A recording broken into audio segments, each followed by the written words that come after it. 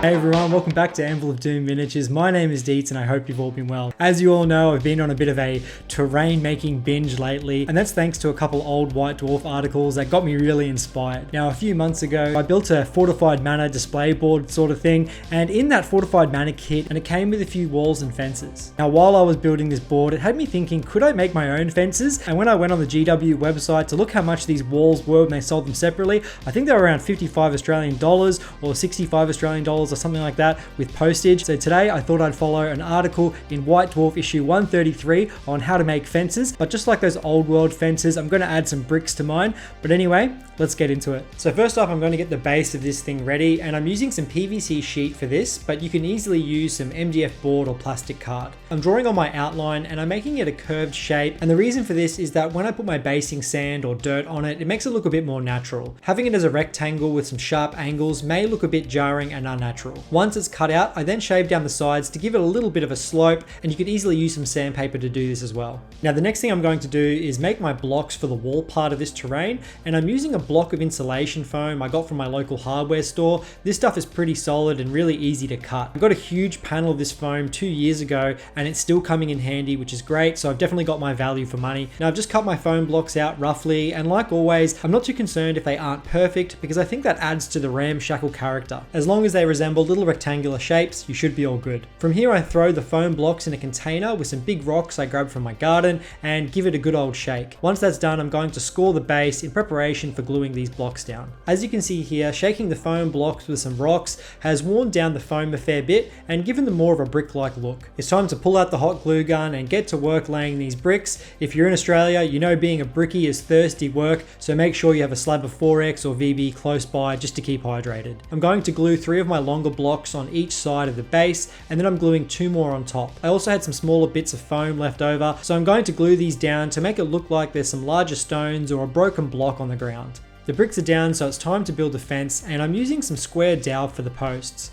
To measure my fence height, I just hold my dowel to the block wall and mark it as close as I can to the top of the foam blocks, and I'm going to cut 3 posts out for this and score them with the side of my saw just to give them some texture. This will come in handy later when I'm dry brushing the timber. I want these posts to be firmly secured to the base, so I'm going to drill some holes in the bottom of the dowel and then fill them with some wire. You probably don't have to use a drill for this. You could easily just push the wire into the dowel or maybe use a small nail in the bottom as well. Like always, I'm just being a bit precious. And from here, I simply glue them down to the base with some PVA wood glue. I'm going to put 1 post on either side of the block wall and 1 directly in the middle. I also recommend drilling some little holes into the base for the wire because the dowel is a bit soft and you can easily push the wire back up into the dowel if you're not careful. While the glue is drying, I'm going to smash out some fence palings, and I'm using the Humble ice cream stick for these suckers. I'm cutting off the rounded ends first, and then using my hobby knife, I'm scoring 2 even lines straight down the guts of the stick. From here, I just snap off each fence paling with ease, and then I whip out my saw again to give them some much needed texture. To stick these onto the post, I'm just going to blob some PVA wood glue to the top of each post, and then carefully glue on my first paling running across the top, and then I do the same with the bottom. Now you don't have to do this, you can easily fill it all out and give the fence no gaps at all, or you can make one of the fence palings look broken and hanging down like I'm doing with the other side of the fence. This is what I love about making terrain. There really isn't any rules, and you can go as hard as you like and aim for perfection, or if close enough is good enough for you, that's absolutely fine as well. As long as you are happy, that's the main thing.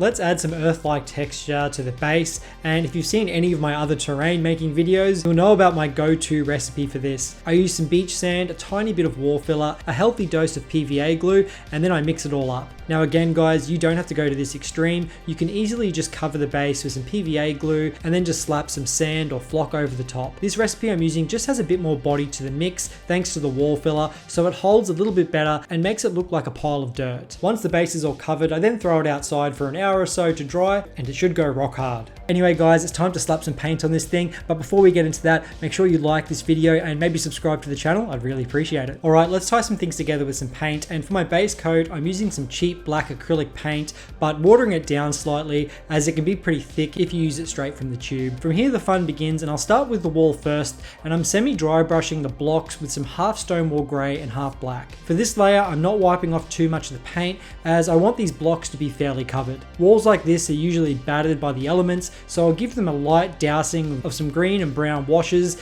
in the cracks and crevices to make it look nice and dirty. Once those washes are dry, I then hit the blocks with a dry brush of pure Stonewall Grey, making sure I hit all the edges, and then to finish I go over with a white dry brush, making sure my strokes are going from the top down so it looks like the wall is catching some light. Now for the fence, I'm just using a couple coats of mud brown from AK, but you can use some Mournfang brown by Citadel for this as well. I like my walls clean, so I'm masking off the closest parts that will cop a dry brushing with some blue tack. You don't have to do this, as a little bit of brown on the wall won't really hurt anyone. To highlight the wall, I'll build up some dry brushing layers, starting with some Scrag brown all over. Then I'm going to move on to some Balor brown. Now originally I did finish here, but I wanted the edges to be a bit more bright, so I decided to add a little bit of bone white to my Balor brown, just for that last dry brush to pump up the brightness a bit. Now for the base, you could easily slap down some Goblin green all over, but I want this to fit in with my fortified mana board as I might be extending it soon, so I'm using a couple thin down coats of Xandri dust all over, being careful not to hit the wall or the fence. I then give it a wash of slightly watered down Agrax Earthshade, and to finish I dry brush with half Xandri dust and half bone white to highlight the earth. We are close to the finish line, and you could definitely leave it here if you like, but I've been enjoying my flocks and tufts lately, so I think adding some greenery will bring this thing to life. I'll kick it off with some gaming grass first, and I'm slapping down some blobs of PVA glue to wherever I think it needs some grass patches,